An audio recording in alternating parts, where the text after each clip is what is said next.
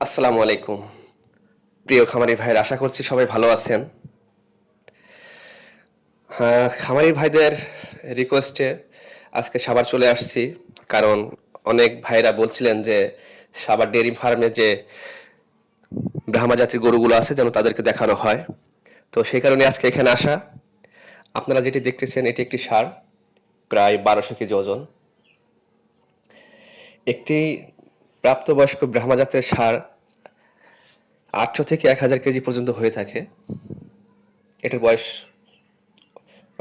বেশ বেশি হওয়াতে এটার মাংসের পরিমাণও কি ভাই? বেশি। যদিও সরকার আমাদের দেশে এটাকে নিষিদ্ধ করেছেন, কারণ ব্রাহ্মা জাতের ষাঁড় থেকে অর্থাৎ গরু থেকে আমরা মাংস মাসাল্লাহ অনেক ভালো পাবো, কিন্তু দুধের দিক থেকে ব্রাহ্মা জাতের গরু খুবই নিম্নমানের। এই কারণেই মূলত বাংলাদেশ সরকার এটাকে নিষিদ্ধ করেছেন। তারপরও কিছু অসাধু ব্যবসায়ী আছে আমাদের দেশে যারা বাহির থেকে অবৈধভাবে ইনপুট করে থাকে। যেমন সাদেক এগ্রো প্রায় 2 বছর আগে 18টি ব্রাহ্মা জাতের গরু নিয়ে আসছিলেন ঢাকা এয়ারপোর্টে। এটা তৎকালীন সময় ধরা পড়ে।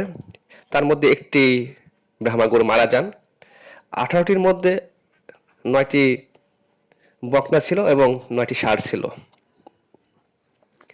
তো সরকার মূলত এই কারণে নিষিদ্ধ করেছিল যে দুধের প্রোডাকশন খুবই খারাপ। আর সরকার কোনোভাবেই চায় না বাংলাদেশের মানুষের পুষ্টির দিক থেকে পিছিয়ে থাকুক। আর পুষ্টির সবচেয়ে বড় উৎসের মধ্যে একটি হচ্ছে দুধ। আর ব্রাহ্মা জাতের গাভী থেকে সেই কাঙ্ক্ষিত আকারে কাঙ্ক্ষিতভাবে সেই দুধের প্রোডাকশন পাওয়া যায় না, যার কারণে সরকার এটাকে নিষিদ্ধ করেছে। তারপর আমাদের কিছু অসাধু ব্যবসায়ী যারা আছেন আমাদের মাঝে, তারা এই কাজগুলো করে থাকেন, এই কাজগুলো।